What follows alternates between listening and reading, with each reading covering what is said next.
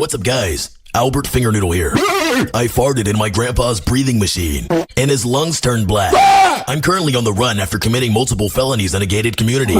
My buddy, Kevin Barnacle Jones, tried to kiss me on the lips while I was sleeping, and I punched him in the nose. My goofy uncle karate chopped my grandpa's broken knee, and he got turned into a pretzel. I thought it would be funny to put fireworks in my goofy dad's turkey sandwich. I injected type 2 diabetes into my grandpa's kneecap and pushed him down the stairs.